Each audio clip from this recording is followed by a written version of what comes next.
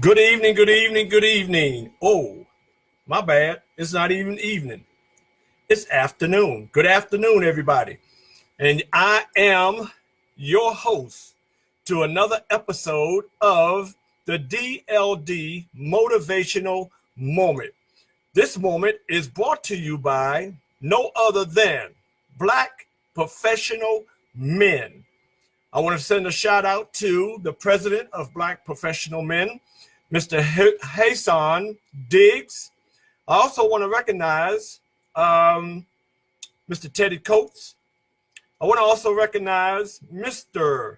Leroy McKenzie. And Mr. Leroy McKenzie, who I just want to give him a special shout out because he has really helped me to get this program up and running. And basically, the premise behind this program is to push out, and I'll use the word push out, positive information that hopefully will reach out to our young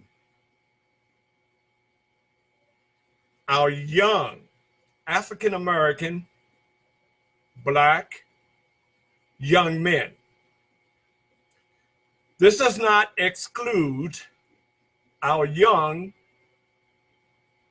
African American, Black young sisters as well.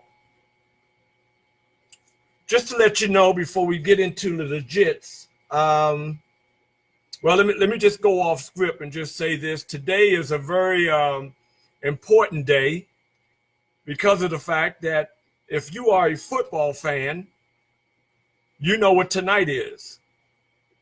And I don't have any of my paraphernalia here to indicate that I am, well, maybe I do, that I am a diehard Baltimore Raven fan. I am also a Baltimore native as well. I also, I get the prescription of the Afro-American newspaper, which I've been getting the prescription for the last umpteen years. And this is a recent one from November the 9th, 2019, or the week of November the 9th to November the 15th. And on the front cover here, there he is. Lamar is in the house. And he will be in the house tonight. And he will not be at M&T Stadium tonight, but he will be in Los Angeles tonight, and they will be taking on the Los Angeles Rams. I'm pulling for them. We got to get this victory, and we'll go 9-2, and we'll see what happens. But in the meantime, all I can say is get ready, because here come the Baltimore Ravens. So, to get to the legits of the subject matter, this program is brought to you by my new book, Motivational Moments, which is my 14th book. Last week, during the show, I took some excerpts from the book. And just to let you know, the Motivational Moments is a book that is compiled of 31 motivational stories that have been heard on different radio stations. It has also been read in different magazines and different TV shows. Okay, so again, I will be sharing from the book tonight, and just to also share that within the book, towards the end, these are 13 other books that I've written, starting with the first one, which is Truth in the Poem, up in the corner there, in 1992. What I like to do, right under Truth in the Poem, which is the blue cover, underneath is Excellence in My Hood, which I wrote in 1997. Excellence in My Hood is geared towards young brothers in the hood. All right, to shift their minds, to build their minds, and to put them in a position where they can change their circumstances despite their environment. And just to let you see, as you see, the front cover, all right, this is, believe it or not, 3rd Avenue in the South Bronx. This 3rd Avenue in the South Bronx here is where I used to control or patrol back in the days when I lived in the Bronx. And this is where, when I lived in the Bronx, that we did a lot of our gang activities. And as a matter of fact, if I'm not mistaken, this is downtown. This would be like downtown 3rd Avenue or downtown, 3rd Avenue in the South Bronx, going towards 149th Street. So what I would like to do, I would like to speak on and share some information from Excellence in My Hood. As I stated, this book was first edited in 1997, the month of June. Some of the information that I gathered during my travels at that time was from the Baltimore Afro-American newspaper, the Baltimore Sun, the Crises magazine, the Florida Sentinel Bulletin, Jet magazine. I don't know if you remember the Jet magazine that unfortunately is no longer with us, as well as Ebony magazine, the New York Daily News, the New York Times, Newsweek, the Orlando Sentinel, the St. Petersburg Times, the Tampa Tribune, and Sports Illustrated. To further, I gave acknowledgement to the following record companies, recording record companies, which, believe it or not, back in the days, I was in that world.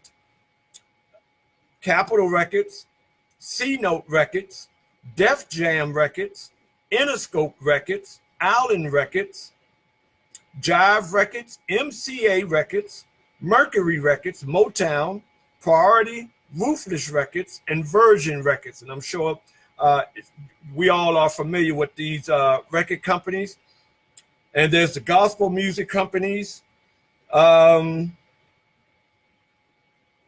there's also some other authors who, such as Mr. Dennis Kimbrough, who was noted for his most famous book. And believe it or not, that book played an instrumental role in me becoming who I became. It is the daily motivation for African American success. He copyrighted this book in 1993, Dennis Kimbrough, for Ballantyne's Books out of New York. And I will say, I have that book still to this day, and to this day, I still refer back to that book because that book helped me to become the individual, the man that I am today. You know, sometimes when we coming through life at a young age, we have to attach ourselves to something that is bigger than us. We have to attach ourselves to someone, something, material that can help us, especially if we want, we're wanting, we're seeking, we are fulfilling the need to change. I heard a pastor say that his prior life, he was in the streets, you know, doing his thing. But there was a calling on his life. And he said the more he ran, the more the trouble he got into. He knew God was calling him. He knew God was seeking him, but he constantly ran. And the more he ran, the more trouble found him. So once he gave in and he said, yes, Lord, here I am, he said that he found relief. So just to say that and then pull it over to what I'm talking about is that, you know, there come a time when we just have to give in. Enough is enough. I surrender. Because each one of us were born with a purpose. But it's up to us to seek out that purpose that we were born for, born to conduct. And 9 times out of 10, that purpose that we were born to conduct, it's not about us, but it's about who can we help along the way before the clock tolls.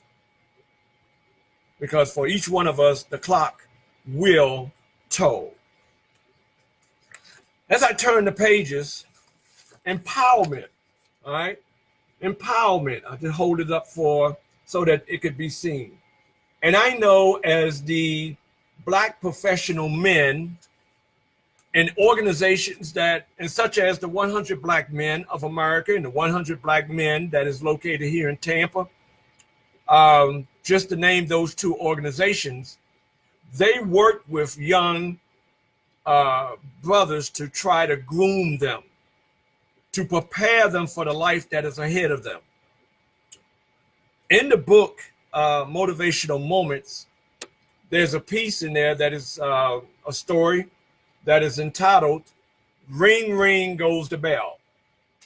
And I don't know and some of you all may be familiar with the rock and roll singer, Chuck Berry. All right. Chuck Berry was a very influential rock and roller. And if you know who I'm talking about, he would take his guitar and he would slide across the stage with his guitar. As a matter of fact, the young people, they have the dance called the shoe. The shoe, the shoe, the shoe. Well, Chuck Berry, he would slide across the stage, with the guitar and kicking his leg up as he's sliding across the stage, sort of like in a kneeling position. It was incredible how he did that. And I believe that I think one of his last concerts before he left us, he did it again. And everybody gave him a standing ovation because I guess they figured, well, he's a little too old now. He can't do it. But he showed them you can do anything you want to do if you put your mind to it. Now, as you get age on you, you might have to pay for it in the morning, but you can do it. You can do it. But anyway, I'm looking for the page here. Matter of fact, excuse me. This is the page. All right. I don't know if you can see it. Let me raise it up. All right. Ring, ring goes the bell. Up in the morning and out to school, the teacher is teaching the golden rules.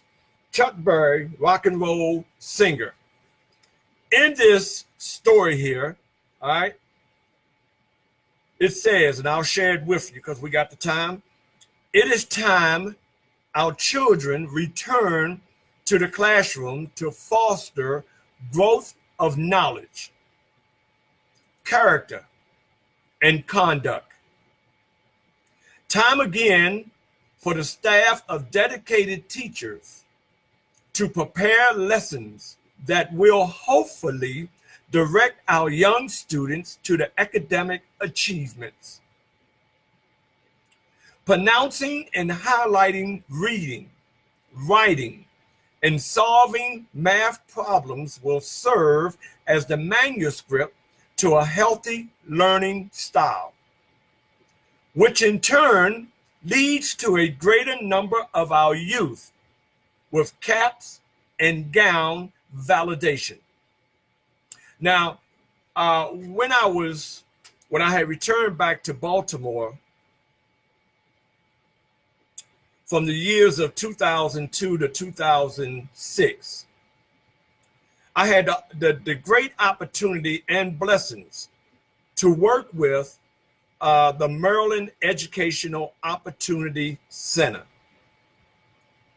In that, I had the privilege of doing sessions, conducting sessions with, per se, I think it was the Baltimore Release Center on Greenmount.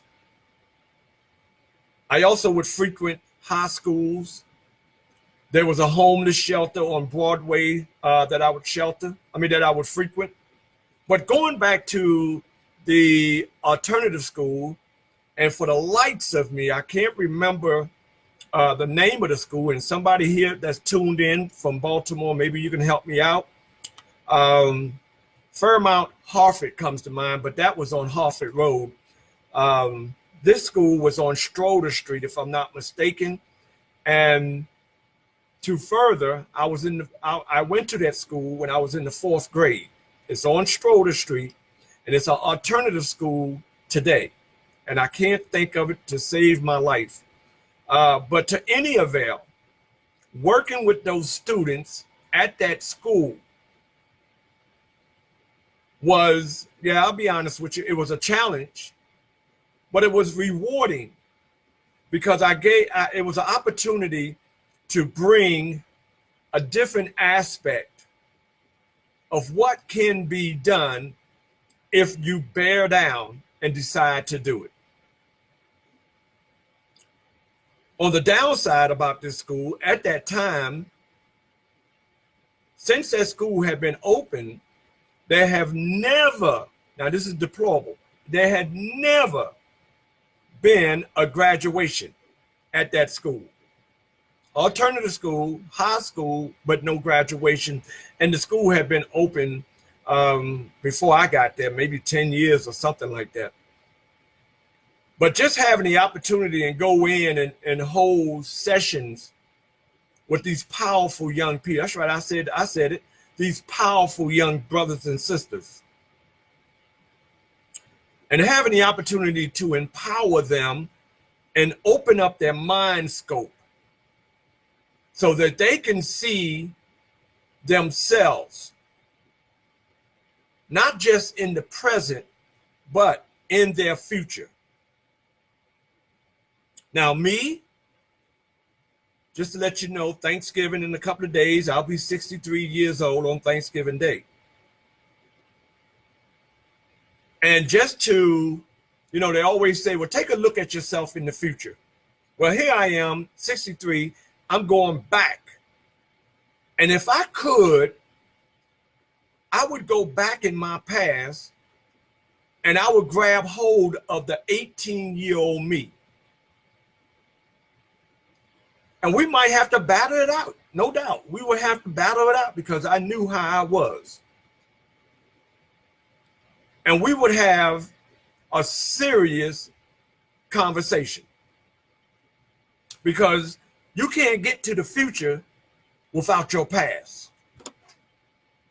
And unfortunately, in today's world, there is no guarantee you're going to get to the future because of the way things are going right now. But you cannot get to the future without a past. You must have a past to get to your future. So in this future and turning around and going back to the past, because really, the person we are today, when we look at our children and we look at all those young folks out there, all right, understand they have to go that path to get where we are. So whether you be a high school graduate, whether you look on your wall and you got 1 to 5 to 7 degrees up there, whether you look on your wall, such as you see behind me, certificates for this, for that, for this, for that. And like I tell people, I got a whole wall. I got so many accolades. I just don't have enough space to put it all up. But those accolades, they sit here or they hang on the wall. They don't, when I leave out this door, they don't leave out the door with me.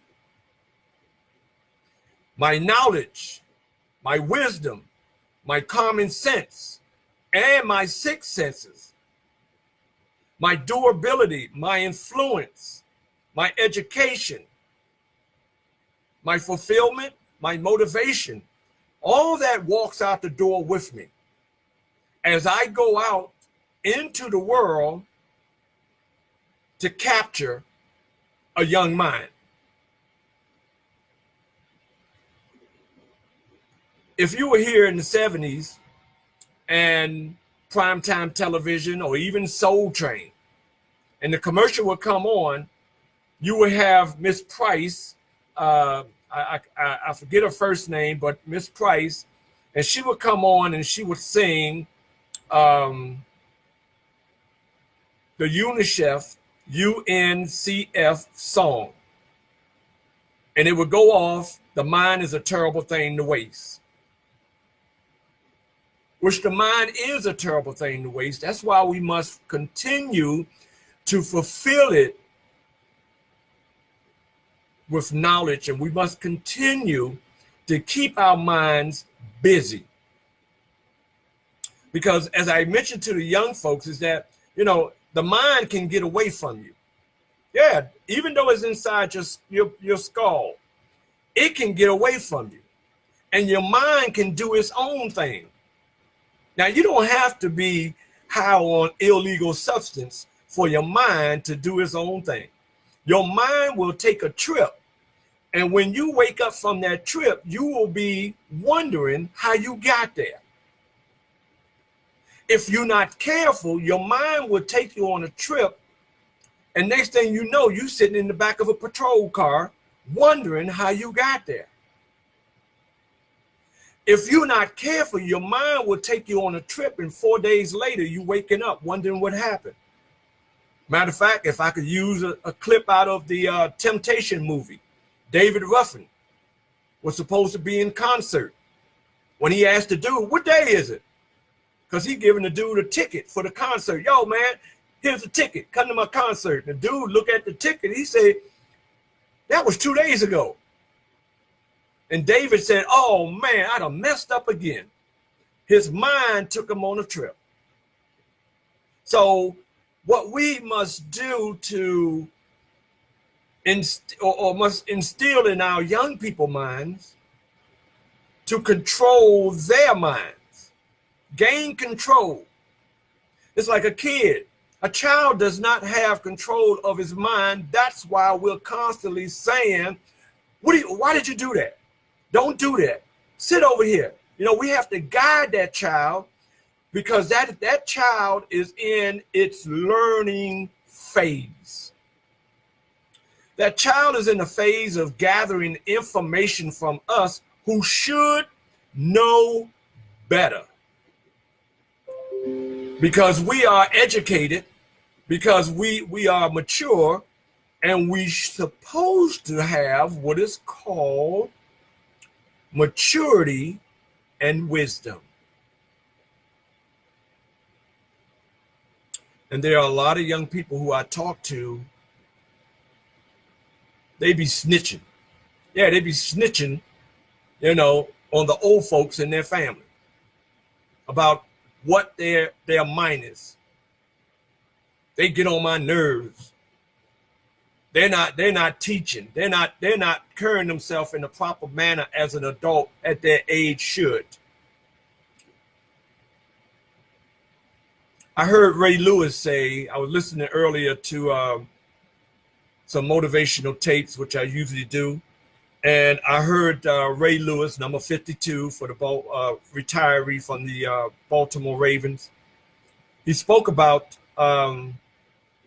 Mr. Miles, the late great Miles Monroe.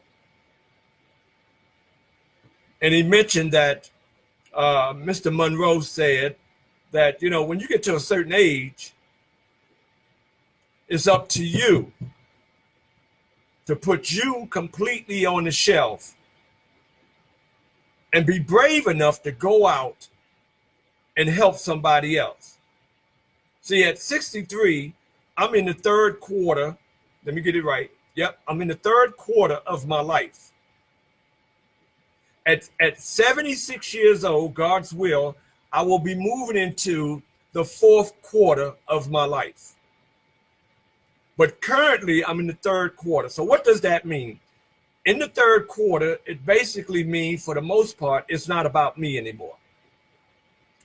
It basically means, for the second part, is that all the knowledge that I've gained through the years of my life, now is the time to begin to use that knowledge to teach to the younger generations so that they will begin to seek out their path.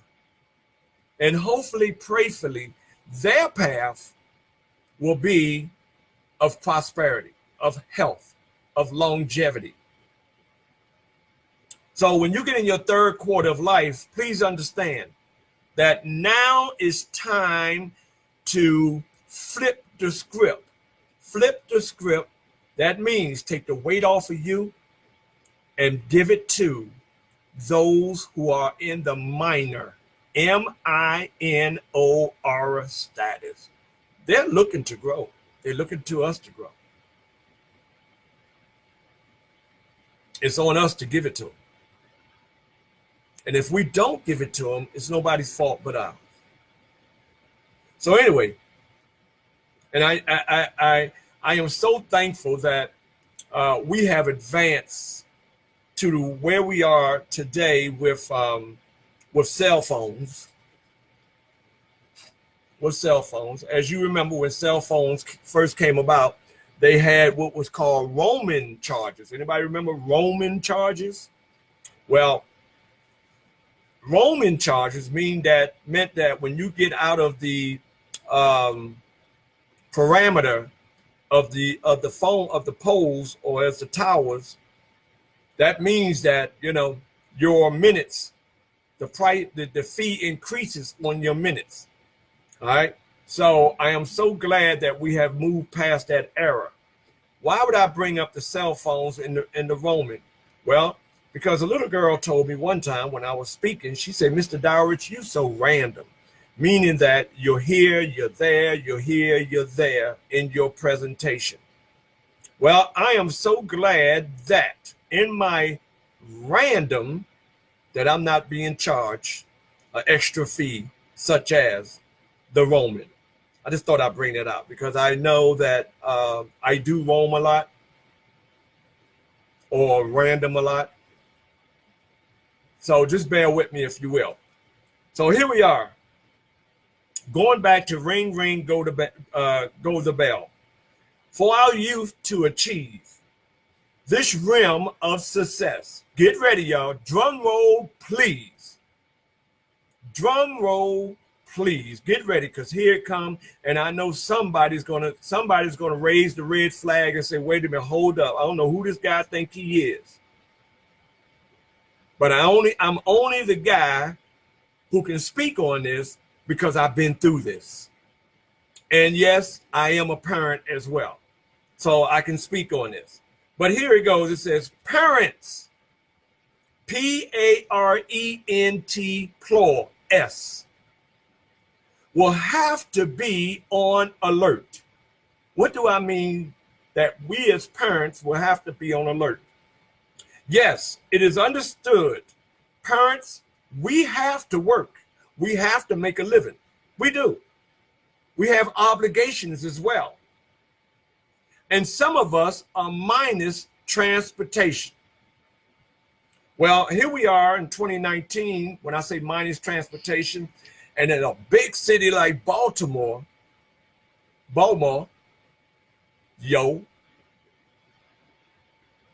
buses, hack,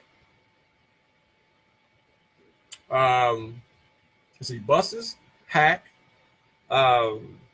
Uber, taxi, just some of the other transportation modes that are available if you don't have your own personal transportation. And trust me, buses run almost like every 15 minutes. Not like here in Tampa. I'm snitching. I ride down the street and I see brothers and sisters and everybody that's out there waiting on the bus. I mean, sometimes I'll be wanting to pull over and just give them a ride. But in Baltimore and big major cities, you got a bus coming every 5 minutes. You see what I'm saying? You got Uber. Yo, yeah, I know about this. Yo, when you see that right there? That's that hack right there. I need that hack. So you got people that's willing to say, yo, where you need to go. All right? And last but not least, let your feet do the walking. All right. So as I was saying, yes, it is understood. Parents have work obligations. Parents may be minus transportation. And there are numerous other reasons why we parents can't be there for our children. Whatever the case, just stop and think, what is occurring as you are minus in your child's all-important school years? So it can't be, take that little to school. I'm glad he out my way.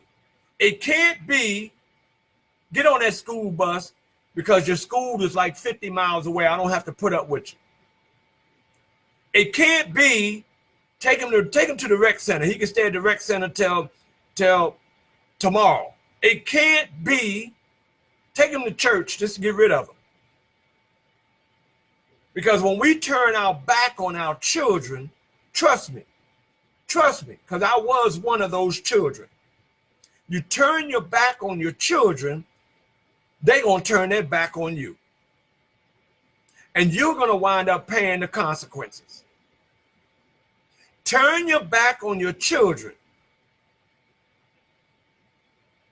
and it's going to be a price to pay. Behind me is a black drape. It's a price to pay. Turn your back on your children. Right there on Greenmount Avenue, Supermax. It used to also be the youth facility there. But they built a new facility, I think it's on Gay Street, for youth. What is the color, the culture, the race that is majority inside those buildings? Who do they look like? They look like us. I remember when I was there living in Baltimore, I got a speaking engagement at the Jessup Correctional Institute, not too far on 295, I believe, is going south, and not too far from Fort Meade. The engagement was for 3 settings, 3 speaking engagements at this prison. This is a men's correctional facility. And they also, on the grounds, had the women's correctional institution. And if you're in there in Baltimore, you know what I'm talking about. Well, this particular session that I held with the men, sitting in front of me, to my right, your left, was a gentleman by the name of Mr. Jefferson. Mr. Jefferson was about my height, I would say maybe about 5'10", slender gentleman, starting to, I could see where gray hair was coming in. It's amazing I remember this from all these years that passed by. As the class went on, I mentioned to the class, and these are prisoners. These are prisoners that are in prison for anywhere from 20 to life. And we're in this classroom. Yes, I got a couple of guards in there watching and protecting me and what have you. So I instruct the class to get up and go greet somebody. So Mr. Jefferson, he gets up and he walks around, he shakes hands with his fellow inmates. But something strange happened when he got to the rear of the classroom. When he got to the rear of the classroom, there was this young fella. And this young fella was probably about the same height in stature as Mr. Jefferson. As I recall, this young fella, he had maybe about medium-sized hair, something maybe the length of mine. And when Mr. Jefferson got back there to this young brother, quite naturally, he shook his hand and he says, "Hi, my name is Mr. Jefferson." And I take it that this young brother probably was new to the facility. So the young brother bounced back and he says, "My name is Mr. Jefferson." Hold on. We got two Mr. Jeffersons here. We got an elder Jefferson and we got a junior Jefferson. Hold on, what's about to happen, y'all? What is about to happen?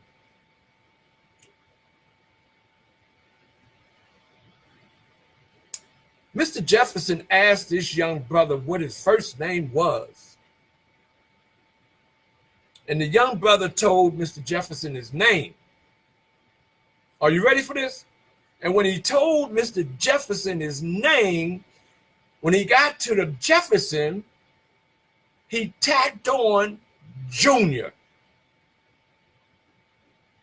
So it was first name, given name, family name, Junior. My people, as Eddie Kendricks would say, my people, hold on, because here it comes. Here it comes. Drop the mic. This young man, Jefferson Jr., was the son of Mr. Jefferson Sr. Jefferson Jr. never met his dad. Somebody didn't hear me. Jefferson Jr. never had the pleasure, the gift, the blessings, the know-how of how, where, who, when his dad was until this formal meeting inside of Jessup Correctional Institution. A father and a son was reunited. Now, I'm not making light of this, but wait a minute. In order for this son, this young brother, to see his dad, he had to commit a crime and wound up going to prison, and then he sees his dad. We ain't talking about visiting hours. His son is incarcerated with his dad. His dad was nowhere in his life because his dad was out on the streets doing his thing. Now you think about how many young brothers, because we got it here. We got it here in Tampa, and I know it's going on in Baltimore, and I know it's going on all over the United States. Now, please, young brothers, black men, I am not by far sitting here beating you up against your head, because I will say that I see so many young black men. I see them at McDonald's. I see them, sometimes I see them at the park. I see them at events. Who do I see them with? Black men, young black men. They might have their hat cocked to the side. They might be tatted. They might have jewelry hanging from the neck. They might have their fronts in. They might be riding in their hoopty or their dunk, what they call them. That's some cars that got them 27-inch rims on them. That's some cars that got the 8-ball paint jobs on them. Matter of fact, we just had the Florida Classic. I was in Orlando, riding down the street with a good friend of mine. And there they were. They were all at the gas station there. And them cars, man, I ain't gonna lie to y'all now. I'm too old now, but I would be the first to come out and tell you. If I was in that age group, I'd probably have me a dunk too, and a oopty too. Because some of them cars, man, God dog, boy, them young fellas, they be doing the darn thing with them cars. But the moral of the story is they're with their children. Now, when you got an old man like me stepping up to him and say, "Yo, who is that right there? That's your child?" "Yes, sir. Yes, sir." They say, "Yes, sir. Yes, sir." I say, "That's your child for real?" Say, yes, sir. And then some of them give me that look when I roll up on them, they give me that look like, what this old fool want? You know, because they got that sex trafficking and you got to protect your children. But here I go and I roll up on them and I say, yo, that's your child? Yes. And you know what I do? I salute them. You know what I do? I shake their hand. You know what I do? I give them the fist. And I tell them, I say, yo, right on, young brother. They need that. Right on, young brother. Because the media, they're not going to shine light on them. They're not going to glorify our young brothers who are out there taking care of their children. They're not going to glorify our young brothers that's out there that are going to school and trying to do the right thing. They're not going to glorify our young brothers out there that get up every morning and go to a job. They're not going to glorify that. And I'm not talking about those sports stars, those NFL sports stars, the NBA sports stars. I'm talking about regular people like you and me that get up out their bed. Or if they're not with their significant other, guess what they're doing? They paying their child support, because I hear them. They paying it, they paying up. And these brothers legitly love their children. So we should give them more credit for what they're doing. That's why it's important that our parents be on alert. See, we can't be raising our children in an environment where our children, for instance, I had a neighbor, all she did was call her son MF, smack him on the back of his head. You look like your daddy. I hate you. How do you tell a child, a young boy, stuff like that?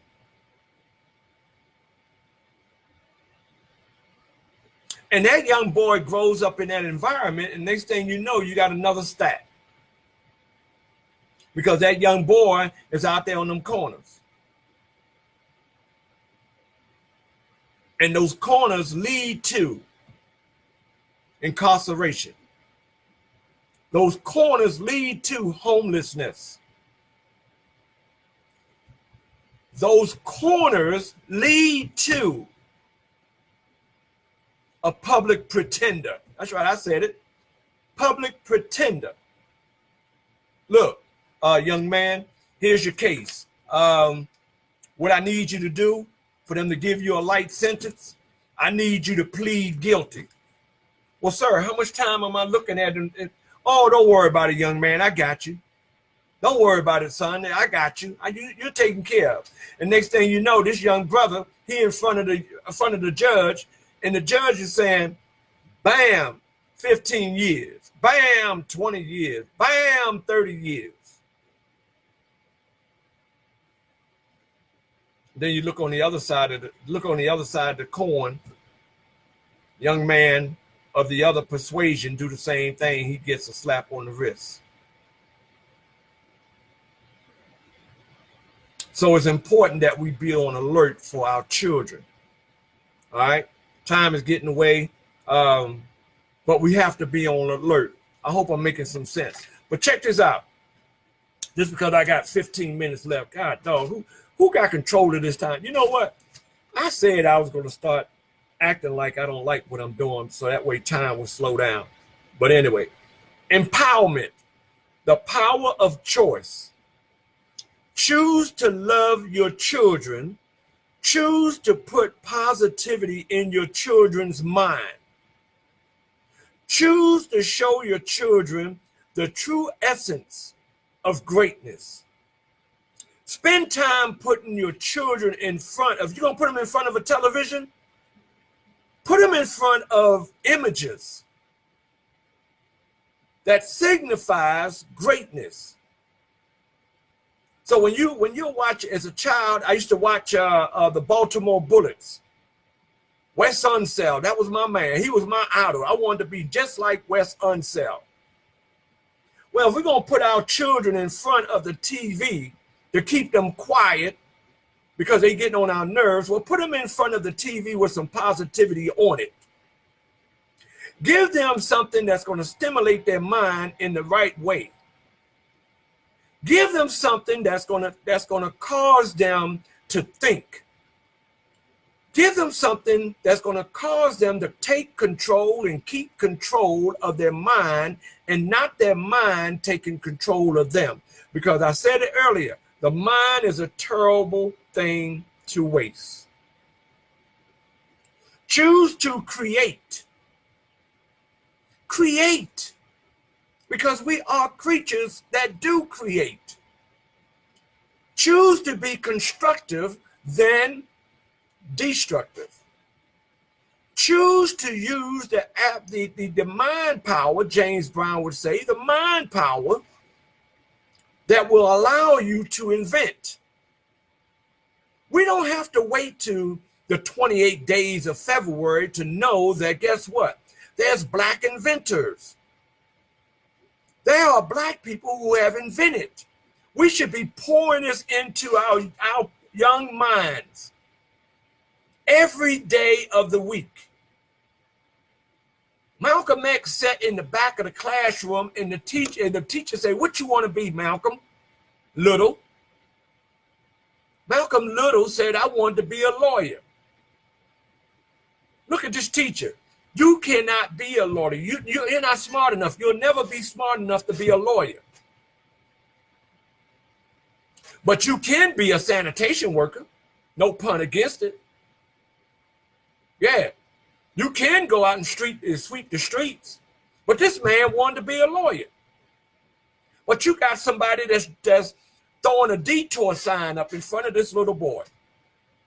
So we can't be throwing a detour sign up in front of our young children. Excuse me. Last week we had the teach-in. I had some of those kids, and I was asking them, what you want to be? Some of those kids came up with 5 different things they wanted to be. They had my head on a pedestal, spinning.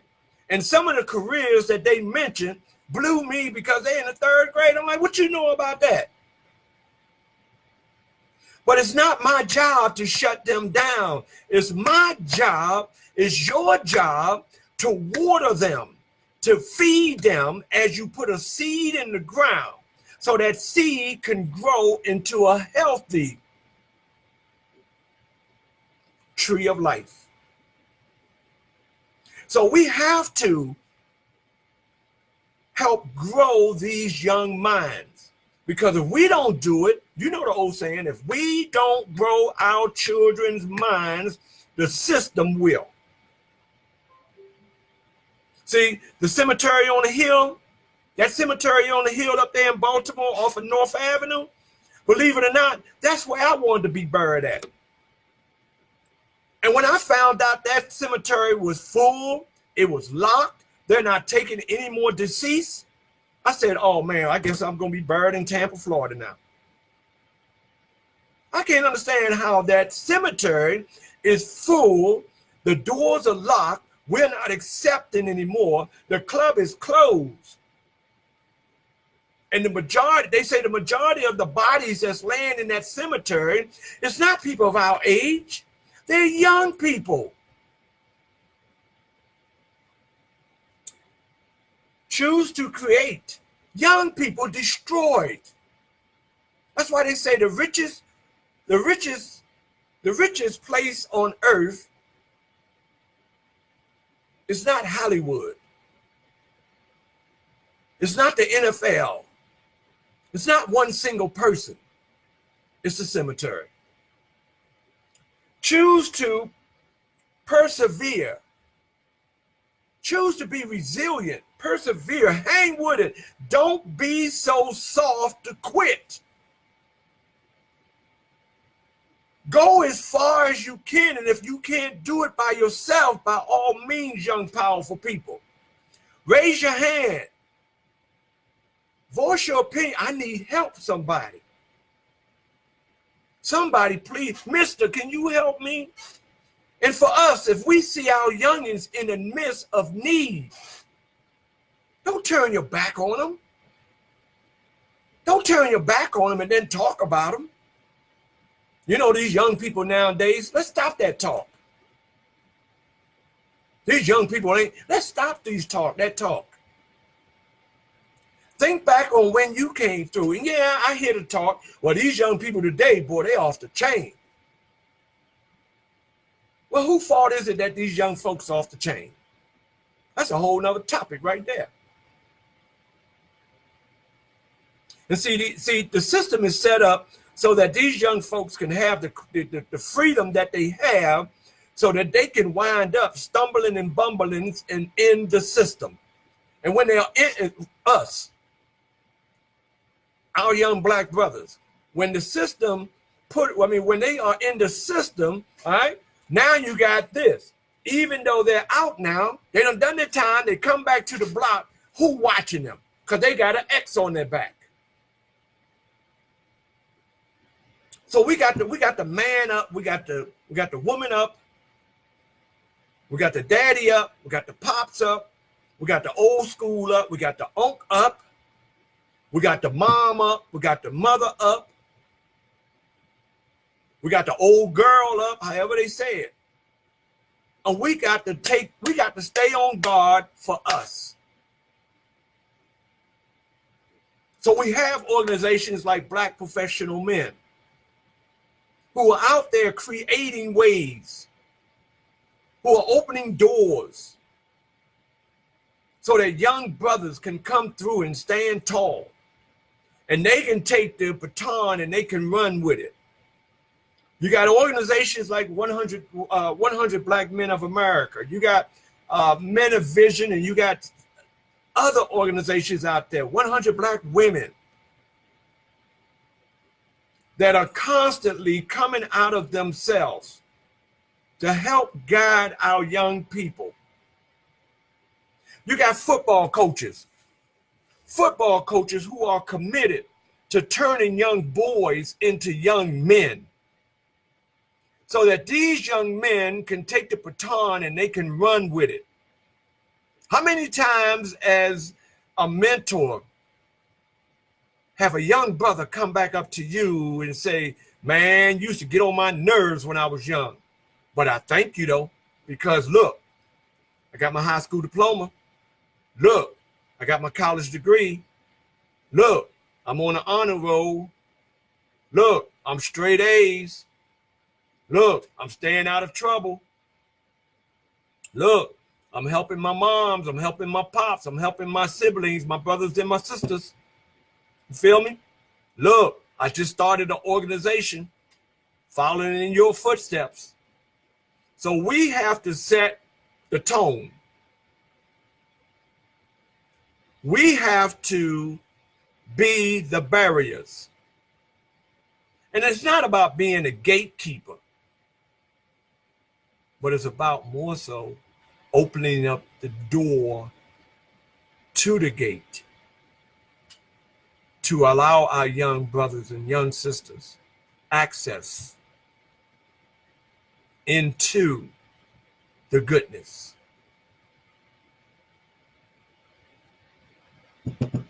I really hope I put some good information out there today. Going back to motivational moments, here's the deal. Thanksgiving is on the way. They call it Black Friday.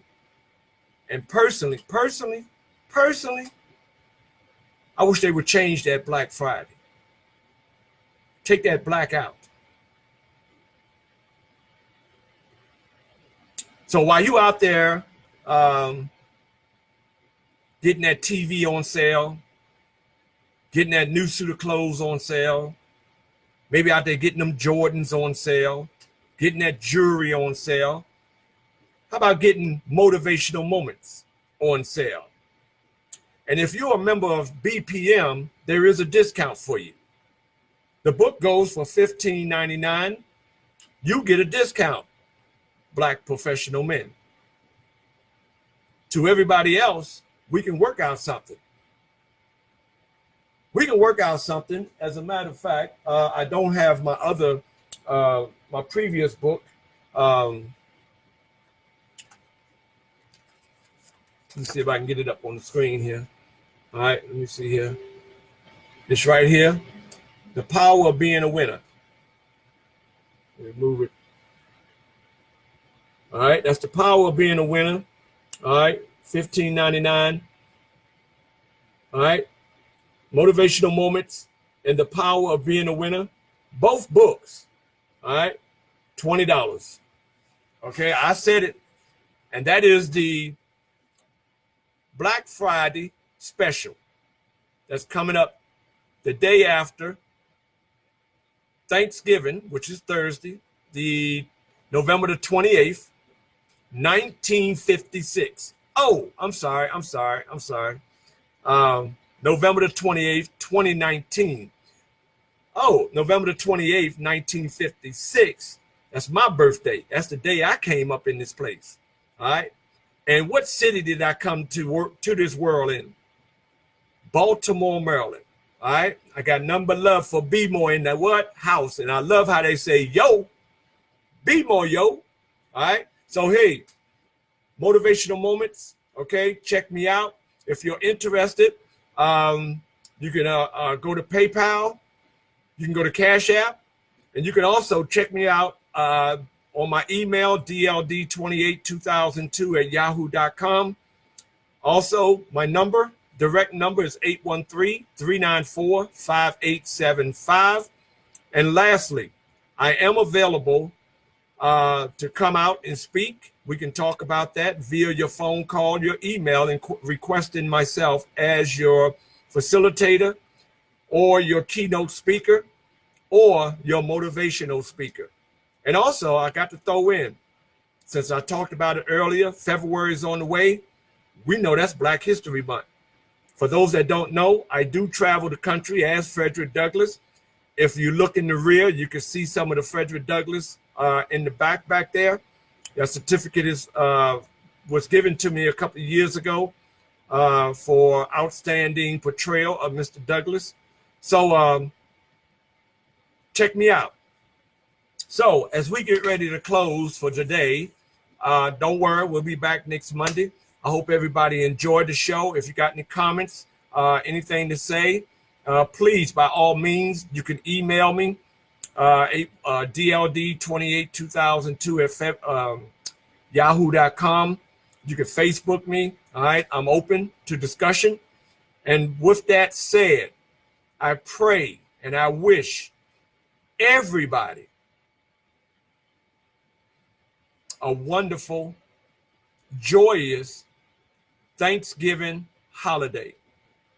Remember, we said last week, the greatest you holiday. So I wish you all a wonderful Thanksgiving and God bless you. And please remember, let's look out for our children. With that, I'm gone. Have a great week. Happy Thanksgiving. Yours truly, Donald L. Dowridge Jr., Black professional man. Thank you, brothers. I holla.